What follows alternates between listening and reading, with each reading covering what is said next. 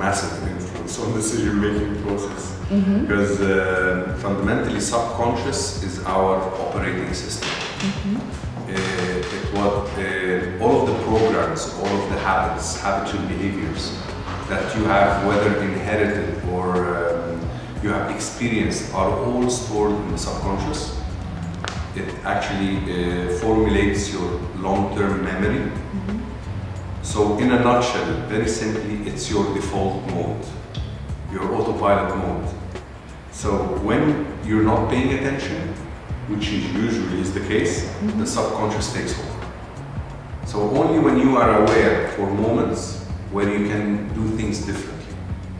Yet most of us are not aware, or just they act naturally, as we say, by default, and this is where the subconscious takes over. It's like the way we walk, the way we eat, same the way we think, the way we act, who we are as leaders at large is formed from the subconscious, our default mode as leaders. So in the Power of Decision program, we allow people to look at their subconscious, their default mode, in a very deep process where they kind of have the freedom to change this. Oh, I don't like that, I want to change that. This is not who I really want. So that's basically how we include the subconscious and work on it. And it has immense capacity of storing information, versus the conscious mind has very minimal capacity. Speaking about the subconscious, as we said, it's formed from nature, as we say, the nature part of us, the characteristics, what we have picked up from the society. An effective leader is able to be in charge of that process somehow, relatively speaking.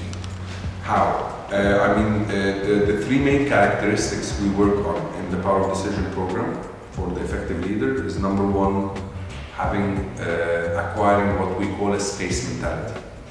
A space mentality is someone who's able to focus on what he can do. He's always mostly at choice.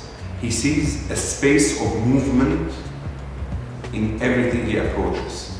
And when we say space, is versus particle mentality or a victim mentality. Someone who's stagnant, is stuck most of the time. He's not able to move. So when we create this ability to have this space mentality, he's always a dynamic person, more or less in charge. Another trait is more of someone who's self-understanding or self-aware. And in that sense, I would like to define awareness. As I understand it, it's the ability to generate quality information about something. So if a person is self-aware, he's able to generate quality information of who he is. And in that case, who he is as a leader. Where does he excel more? Where can he shine more? And where is he more reluctant or weak? What is his unintentional impact? So when he is in his default mode, he's in his subconscious mode, he's giving ongoing messages of who he is as a leader and how people see him. So in that workshop, we allow him to see that this whole panorama of how he's seen and how he sees himself. A third and final aspect of an effective leader is being self-tolerant. In a nutshell, it is the art of living with his imperfections.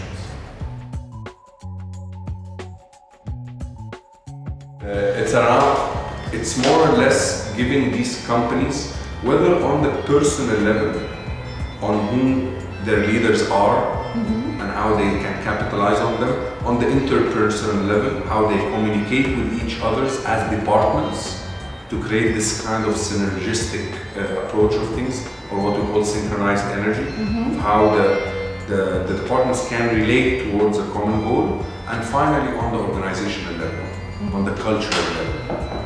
In these workshops, they understand their culture very well, which is their collective behavior.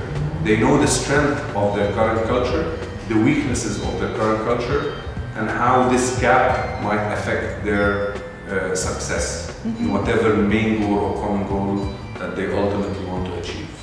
So it's a very eye-opening tool We have a lot of tools, a lot of exercises that we practice with these companies and their leadership to allow them to see clearly their strength on a subconscious level.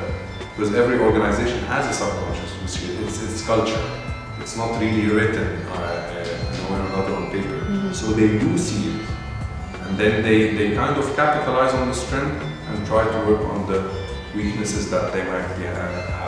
And of course, at the end, they're able to conduct or come up with a clear strategy about what's next for them and the future for the company, of course.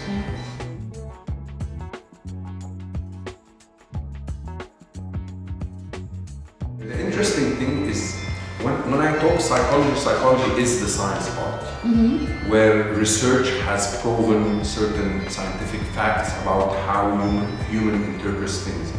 It's nice to have these facts in your background as a coach or someone who practices psychology. So I must say I'm a practitioner at large who does acquire some basic scientific facts about psychology through whether master degrees or studying or whatever, because a lot of the cognition or a lot of the cognitive psychology currently is based on practical research and new discoveries of how the brain functions.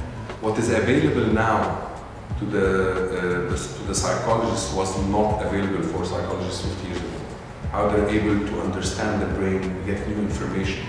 And one of the most intriguing new discoveries was what they call brain plasticity, is that the brain changes in size, thus in functions, depends on how you experience things and how you create habits in your life. So it's not something that is very fixed, that it's 1 + 1 = 2. It's not that simple. You can play with it. I mean, so in essence, psychology has helped me to really believe scientifically that we are in charge of our lives. So as a coach, when I speak to someone, maybe before these scientific facts, you kind of sometimes feel some doubt, this guy's not gonna change.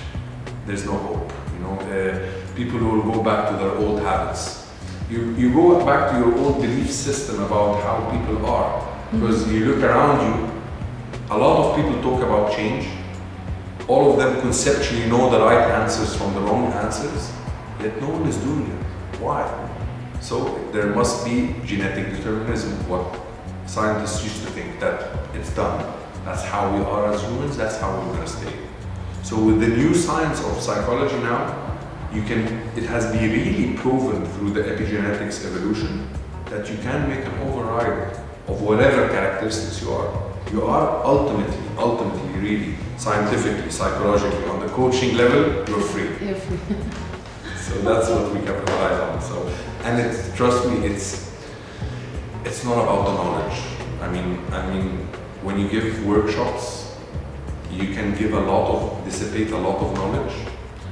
It's how you give it that really makes the difference. How you experience that knowledge that makes the difference. And this how depends from one practitioner to another, and how much does he believe in what he says. I may claim that a lot of people, including coaches, sometimes say things that they're not really in sync with.